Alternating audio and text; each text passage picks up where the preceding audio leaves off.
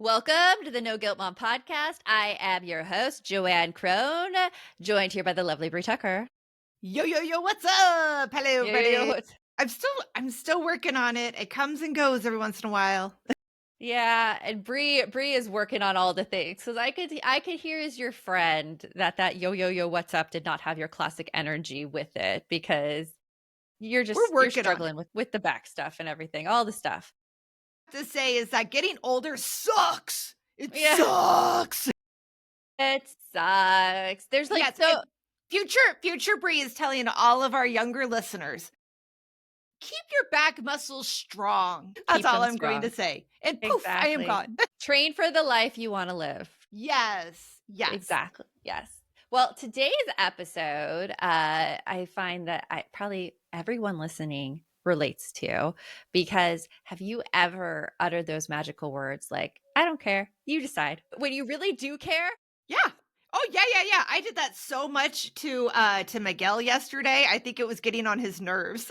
I was Really? just like, I can't make another decision. And he's like, I've been taking care of you. He didn't say it, but in his head, I'm imagining in his head, he was thinking, I've been taking care of you for a week. I am done making decisions. Well, yeah, he must have some decision fatigue as well, because I today bet. we're going to go into whether that, like, I don't care, you decide is the most genius thing or the most disastrous thing that you could do for your relationship. Also, stay tuned to the end of the episode, because we know as a no guilt mom, we hear this all the time from you, how much trouble you have delegating things, and maybe you don't know like what to delegate or what to like give up. We have a list of 52 tasks you can delegate in your house using this method we're talking about in the podcast today. So stay tuned till the end and let's get on with the show. So the idea for this episode came about based on a discussion I was having with my mom. So shout out to my mom. She was talking about how right now she is recovering from knee replacement surgery, which, by the way, if you know nothing about knee replacement surgery, apparently it is the most painful surgery ever to recover from. Like, my mom heard this on her pre-op a day before going in, and she's like, oh yeah, like the nurse was talking, oh yeah, I got my shoulder replaced. Nothing's as painful as knee replacement surgery. So this is what my mom is dealing with right now, recovery. And my dad's taking care of her, and he does a great job doing that. But also, she just wishes he would be able to do stuff without her telling him what to do. Mm-hmm. She doesn't want to have to take on all that mental load. She wants him to just see what needs to be done and does it. And I was like, oh yeah, I totally know what that's like. In fact, when I'm in that mood, I tell Josh, my husband, I just want to make no decisions. You take care of it. And she's like, oh, I haven't tried that. Just not making any decisions. And so then I talked to you about it, Brie. And I was like, have you ever told Miguel something like that? I just want to make no decisions. Nope, never once. That's not how it comes out of my mouth. Now, have I tried to articulate that? Mm-hmm. I thought I had. But when you said it so simply of I just want to make no decisions, I'm like, wow, I've never tried that direct of an approach. And it kind of made me feel a little silly for not. Because I'm like, that makes great sense. My answer would be something like, I don't care, you decide. Whatever you want is good. Just don't do XYZ. Like that kind of stuff. Like that's about it. And I think men get a little scared when they hear, I don't know, just you decide. Because I don't know about you, Brie. I've done this. I've been like, I don't know, just you decide. And then like he'll do the thing and I'll be like, yeah, I'd be exactly. a little disappointed about how it all turned out. Yeah, like I don't think, well, hopefully I've thought about the response, but I am certain because I mean, let's just admit it. Like if anybody has ever met me in real life, you and I both, we carry our feelings on our face. So I have no poker face. I cannot pretend like I'm totally happy with something when I'm not. And I think it is a lot of pressure, especially when especially when you are the one that they are trying to help. Like they see that you are needing support and they're trying to help support you. So that they become like almost that fear of doing the wrong thing. Yes, because exactly. Because that would go against what they're trying to do. They don't want to make us unhappy. Yeah. And I think the magic of this telling our partners that we just want to make no decisions is it's crystal and clear that this is the outcome we want.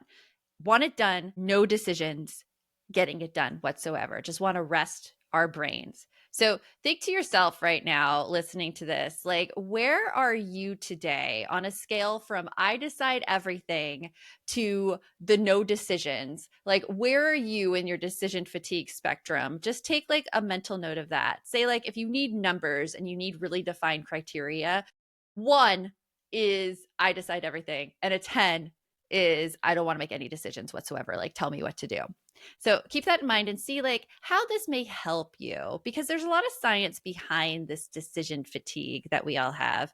In a study on the impact of decision making that was published in the Journal of Personality and Social Psychology, researchers found that the more choices a person made, the more likely, get this, Brie, they were to give up, lose willpower, and struggle with endurance. Hell And yeah.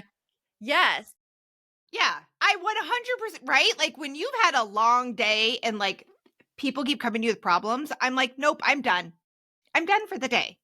I you're like to done. consider myself like a nice little ostrich with my head in the sand. I And am I think finished. yes. And I think that with like as moms, we're really, really hard on ourselves in the areas of consistency and motivation. And if you think about it, since we're making all these decisions for everybody else all the freaking day, no wonder we have problems with decision like consistency and motivation in our own lives. Like, who wants to work out after they've just had to like decide like snack choices for every single member of their family? Right. Right. It's just it, and especially I think that we all feel it as the day goes on. As the day goes on and more decisions are needing to be made, even if they're little things, they add up. They add up and that mental load just becomes so heavy to carry. Yeah. And sometimes you don't even realize the decisions you need to make. Like, I was just thinking about this before we started recording, and I'm a little thirsty right now, but I'm Mhm. also knew I was running late to meet with you. So there's a decision right now. Do I go get water or do I stay here? And like all those little things that like compound throughout the day, they really add up and they tax our brains. I remember like there was this whole like trend being on reported on years ago about like how these high power CEOs Mhm. decide to like wear the same thing every single day. Do you remember seeing news about that? It wasn't high power CEOs. I saw something about that with like a news anchor. So go Oh, on news though. anchor? I want to hear about this and then I'll tell you I what I remember saw. Obama. Obama is one who like wore the same suit every single day. I know that Steve Jobs of Apple, he Yeah. always wore like black Yeah. turtleneck gray Uh-huh. pants to reduce his decision fatigue. And Well, part of me is like, can only men get away with that though? that okay. Oh, let me share then my story. Yeah. So Okay. what I saw was it was a couple of different news stations that did this. They were, I think, and it probably had to be about the same time as this went out because why else would they have done it at the same time? So they had a female anchor wear the same outfit for like a week. And or not, I'm not sure if she wore it for a week or just like wore it like 2 or 3 times during the week, but it was repeated. And they were waiting to see what the viewers said back. And the male co-anchor did the same thing. Huh? Only complaints came in about the female Of that course she they wasn't did. right. So the answer to that from Bree's armchair expert side of this is that yeah, only men can get away with it. Because Yeah. women are like a lot more we are judged a lot more. And I have even had a job where I worked at a hospital and I wasn't like I did child development, right? So I just had my quote unquote uniform, which was khakis and my polo. And I have to admit, did make a lot less stress every morning getting dressed, knowing that, okay, am I going to wear khaki pair number 1, pair number 2, or pair number 3? Which one am I feeling like Yeah. today? Like that was all I had to decide. All the rest was done for me. I So, know. It's like a glorious, glorious thing. So if you are right now thinking, oh my gosh, I am so tired of all the decisions I have to make, I wish my partner would just take over more, we are going to tell you how to make this no decisions work for you right after this. So, Bree, let's talk about how to make this no decisions thing work. Because as you said, a lot of people, they think they're communicating that they don't want to make the decisions, like you illustrated, but it's actually not the case because there's all this fear and this judgment tied in with the, I don't know, you decide, especially to our partners, just based on past experience they've had with us. And I'm guilty as well, for sure. For sure, for sure. On my end. Yeah. Yeah. So the communication of it is key. So we want to give you just a really, really easy phrase. And that phrase is, I just want to make no decisions. That's it. I don't want to make any decisions. You could even change it like this if you don't like the no's.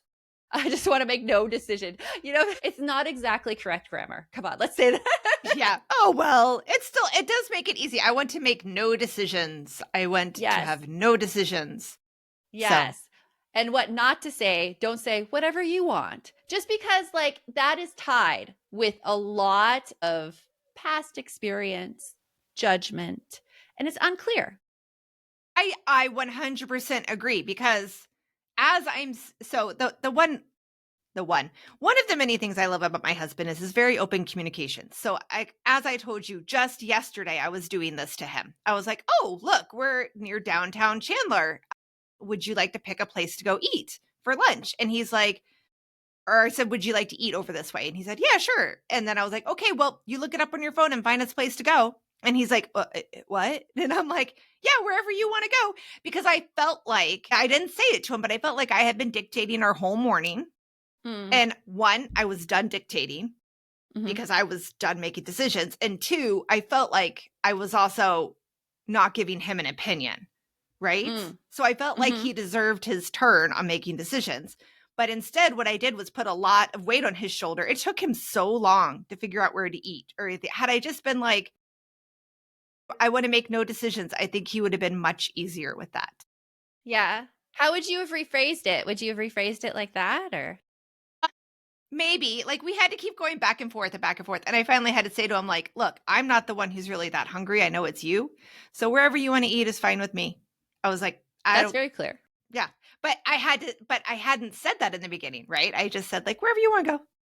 So then he's like, well, do you want to sit down or do you want to like get fast food? And it's like all that stuff. And I'm like, whatever. Like it wasn't helpful. And that would annoy the crap out of me if someone did that to me. I was going to But say as soon that. as you were clear of exactly what you were trying to achieve, he's like, "Oh, I got it. Okay. Yeah. I got it. Yeah. I got it. Yeah." So right now, listening, like I'm giving you a lot of self-reflection today on this. Before you use this, you really have to decide, do you really want to make no decisions or do you want things done your way without having to say it? Yes, because those are two very different things. Those are two very, very different things. And sometimes just asking yourself the question may make you realize that, okay, I really don't need this done in a certain way. Like you with the lunch, like I don't need this done in a certain way. You're hungrier than I am. Totally go for it. And that gave your husband complete permission to actually do it. Yep. Like mine, we went somewhere I would have never picked. We went to a breakfast place and I'm not a big breakfast person, so I wouldn't have picked it, but they had mimosas, so I was happy. It's all about the mimosa. Absolutely. Absolutely. So there are some things though that'll happen when you start to use this strategy because like it's good to know about these little roadblocks, we like to call them, things that'll pop up so you can mentally prepare yourself for them before they do. First, the criticism urge on what your partner picks will strike. It'll strike real hard. Because I could tell you something about Mother's Day, for instance, and this is just an issue of communication because I wanted my husband just to get me a gift for Mother's Day. Basically, I just wanted him to look like he was thinking of me on Mother's Day. That was my only qualification in my mind. That was not how I communicated it. He came home with a card bought from the grocery store with the receipt still in the bag, and it was totally against my thought process. I was like, this was not forethought. This was not thinking of me. This was like last minute obligation. Oh, like I have to go get obligation. Something. Yeah. And so the next Mother's Day, he went and he got me a card with like a gift card to Banana Republic. And I realized opening it, I'm like, this isn't what I wanted either. Like I don't want, and this is where I might lose some people. So stay with me. I don't want material things. Like, I didn't want like an expensive gift. Yeah. I just wanted like to know I was loved. And that's the only thing I wanted. And so like the criticism came with him then picking up that gift card for me. That urge struck me to criticize it. And I had to step back and I'm like, what do I really want in this scenario? So when the criticism starts to bite you about what your partner picks, it could be a lack of clarity on your part about what you really want. You might not know what you really want. It may not have been communicated, and it's not their fault, but just a little mental note to step back and think about it. You know what? I'm going to add a little thing to that because Yeah. you brought up Mother's Day. I think that, and we're easing into April right now, so Mother's Day is just around the corner next month. But I think too that there's a third factor that might come in there. So we talked about whether or not it's you really don't want to make any decisions, or you want them to know what to do without asking you because you want them to do it Yes. the way you want them to do it. Or I think there's a third one that pops in there sometimes. Sometimes it's just that you don't want anybody to argue with you. And Mm-hmm. so sometimes, and what I mean by that is for me, for Mother's Day, and you've heard me say this a million times over, for Mother's Day and my birthday, I always ask for the same thing. Nobody to argue with me. Don't argue with me. Yeah. Whatever I say goes that day. That's all I Yeah. care. Like, and to me, that is almost like I want you to know what we need to do without asking. Cause it's like the decision fatigue sometimes to me comes from the fight. Mm. And the fight it's a loaded word. I just mean like the give and take back and forth to come up with the compromise between everybody. Sometimes that's the part that just makes me go, nope, I'm done. I'm out. Oh So yeah, the conflict that comes with it. yes, That's that's a much totally better way. understandable. The It's like conflict wears me we want out. everyone to be happy. Yeah, yeah. But Like it's so hard. Yeah. I feel loved when nobody says that idea sucks, mom. I don't want to do that. Like, I get that with kids, yeah. With right? kids, it's so hard. They will guilt you so much. There was actually a no guilt mom on Instagram who commented on one of the videos about mom rage and like explaining mom rage and how like doing things for everybody else. And she's like, yeah, but then like my kids guilt me after I explain it and they just tell me like I'm doing things wrong or losing control. And her kids are 16 and 19 and 21. And my whole response to that was like, well, they may not get it. They really, really may not get it. Oh, yeah. And the best we can hope for is maybe as they grow older, they'll start to get it and they'll start to learn about it. But that's why you have us. Yeah. You need us. Like, we will back you up so much, like, and tell you that your kids are just wrong. They're wrong. Since I turned 30, and I would say my kids started school, I have told my mom at least a couple times a year, I'm so sorry. I didn't realize how hard it was. Like, I was such a butt. And honestly, if you ask me, I was the easiest of the three, but I digress.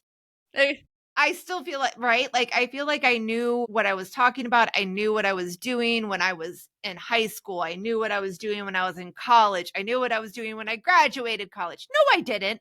No, I did not. I Mm-hmm. did not understand their perspective at all. So that's another little thing. It's something kids learn. Well, it's like we can't expect kids to be completely functional in that area yet. And I have to remind myself all that. I'm like, whenever my kids argue with me, I'm like, okay, they don't have a fully functional frontal lobe. There's no fully functional frontal lobe. Okay, take a deep breath. Yeah. Yeah. All their brain's not there. They Okay, mask let it. it We out. think that they have it because they can do so beautifully on some tasks. You know, the fact that I don't have to be in charge of the hygiene for my kids anymore, I love that. I Yes. love that. But your partner has Mhm. it. And it's one of those, I think, back and forth arguments sometimes we get into. And I hear this a lot from women. Like, I just wish I didn't have a third child. And by third child, they're Yes. talking about their husbands. Yes. Because I think that some men do take advantage of that, of the not being held to the standard of having to make the choices themselves and make the decisions themselves. Not all men, Mhm. some men Yeah. do. And I think that the only thing that we could do to help with that is just to be very clear in our communication, be kind, and work from there. Like, marital therapy is actually a really great thing I've heard in many relationships, like, who have benefited from that. Yep. Just being able to communicate clearly with each other opened so many doors. Yeah. And it's something that I think, like, in our parents' generation, Nope. they thought the marriage would be failing if they had to go to therapy. Right? I hear that, like, that has been said by both of my parents whenever I've ever said anything like, "Hey, we've got a lot going on in our family right now. Have you ever thought about going to a therapist to talk about all that stress that's happening or the grief and everything?" And they're both like, "Nope. We're fine. We're fine." And I'm like, "Really?" They think it's it seems like they think that it's a sign of weakness or wrongdoing by Mhm. reaching out to another. I know, and it's not. It could help so much. It could help clarify things so much. Therapists can point out things that you don't even see are happening. So can coaches as well. They can point out a pattern of behavior that you're having. And as soon as you see it in yourself, you're like, oh, this is under my control. I can go and work on this. And then that's really empowering. So we talked about a few roadblocks. We talked about that criticism urge is going to strike. And we also talked about how things won't necessarily be how you like it. Right after this break, we are going to give you 3 things you could do with your partner to really put this no decisions into place, as well as tell you how to get those 52 tasks that you could delegate to your partner. So stay tuned. So, Bree, let's get into like the action point of it because here at No Guilt Mom, we are action takers. We love it when people take action because even if the action isn't right, ends up being right, it gives you a lot of information as to what you can do next time. So, as far as delegating things with your partner, the first thing to do with this no decisions thing is to really decide which domains you're having decisions in and which one your partner is having decisions in. So, for example, the decisions in our house about what to eat, they're mine because I care.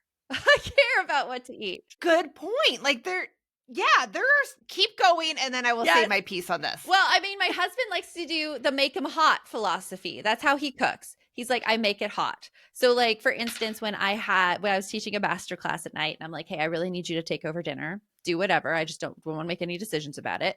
He took some meat from the fridge, added some taco seasoning, and warmed up a can of beans, and we mixed it with rice, and we had like makeshift taco bowls, and it was totally fine. It was fine.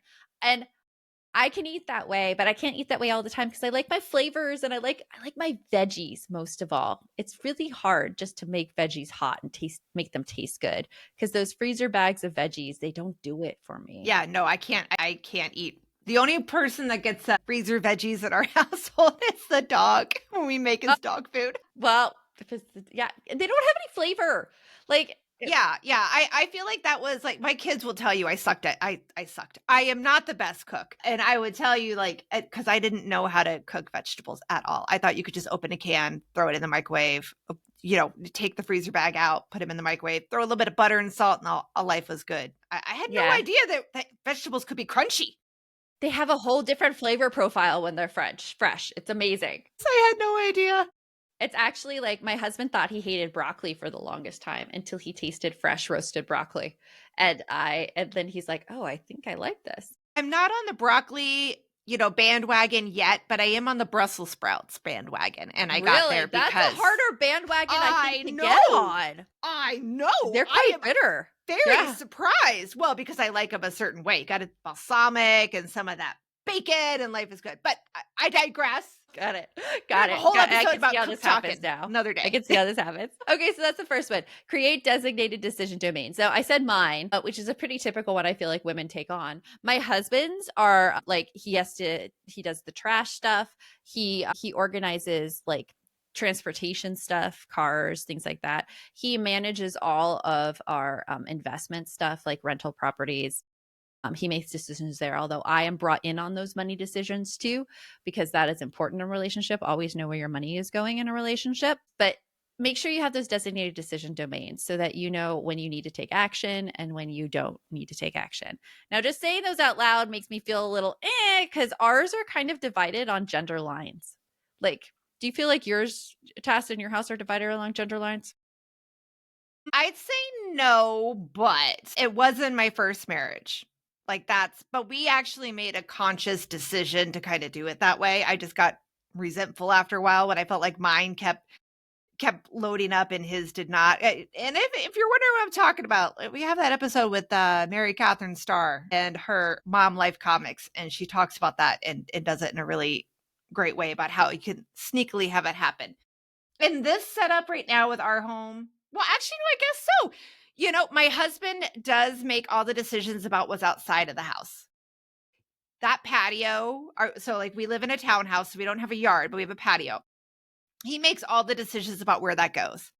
Hmm. He decides on if he wants to buy like new electronics for the house, and I don't. But I feel like The it drops down. electronics thing. Yeah, Well, it's yeah. also like who cares more? That's what Because I was gonna say. It comes down to who gives a crap more. I don't. I don't give a I crap don't about that either. stuff. We had to get a new router and I was about to order the cheapest thing from Amazon. And he's like, no, this is That would be important to Miguel too. He me. would say the same Let thing. He'd me be do like, this. "Let me, yeah, yeah," Yes. and I would get something way bigger than I needed, but it would last and it would do It would everything that last, was yes. thought of that I wouldn't have realized I possibly needed. Baby. So maybe. Maybe. So that's the first one. Create those designated decision domains. The second one is just setting those basic parameters for like what you expect if you're gonna say no decisions. So for example, last night I would much prefer not to make any decisions over dinner and just let everyone DoorDash it. I mean, that's where my mental state was. My husband did not. And so I decided I was like, okay, cool. Well, you can make dinner and then I'm gonna go get some froyo. Because that was like my Because that's parameter. what I wanted for dinner. Yeah, it's like you could totally make the decision on dinner and then I will go make froyo and I'll go get froyo. And that was my basic parameter on that one.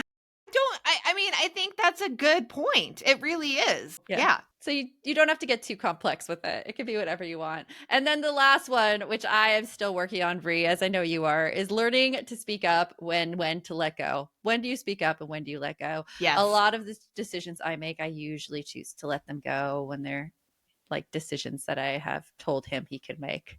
I just bite my But it tongue takes and move on. practice. It takes Yes. practice to get there. I think because like when you're new and you're shiny in a relationship, you do a lot and we give a lot of leeway to our Yes. partners because they're new, they're shiny, they're amazing. It's so cool. Everything's so awesome. And so like, who cares if he made the mistake? It's only once. Now, come back It goes, like, years and years and years later and that mistake has been made 5,692 times. yeah. And that patience of yours of like, oh, you're so cute and adorable. It's like, I want to just crush your skull. Why can't you stop doing that? It's true. So it does take a lot more of breathing. And then like, and if you do need, like you said, if you feel like you cannot keep this in, it's going to make you explode, then just make sure that you're saying it in a way that doesn't sound like they have screwed up. Because like you said, you had left the decision to them. Also, it may be an indicator that you care about this more than they do, and it may need something that needs to be on your decision Okay, that list was a mic versus drop the right other there. thing. I would not Yeah. have like really thought of that, but you're right. Like sometimes we think we don't care about it, but then we have to ask ourselves, why is this bothering me so much? Oh, turns out I do care more than I Yeah. thought. Yeah, I'm sure that Josh would get really, really mad at me if like he said, "Oh, like I don't want any decisions on the technology front," and then I like picked everything, and he'd be like, "No, you need to do this right here, and you need to do that right." I'm sure it would be the same. So Yeah. it's just being clear on what you really, really care about. I cannot wait to hear your experiences with telling your partner you want to make no decisions, and if you need some ideas on what areas to do this in, we have 52 ideas for you, 52. And here's how you're going to get them. You're going to go over to Instagram, go to No Guilt Mom. It's at No Guilt Mom. And then you're going to DM me the word deck. D as in dog, E, C as in Charlie, K as in Karen. And it refers to, think of 52 things, 52 cards in a deck. That's how you remember Okay. that one. So DM deck, and that'll start the little chat bot going, and you'll get that list of 52 things that you can delegate See, to your partner. we just helped like by getting that deck, you're going to figure out a way to make less decisions without Yes. making the decision on what to get rid of. It's right It's there. gonna be great. It's gonna be It's great. already Please there for you. tell us how it goes for you. Just respond to me back in the Instagram, comment on Instagram, go message us there. And until next time, remember, the best mom's a happy mom. Take care of you. We'll talk to you later. Thanks for stopping by.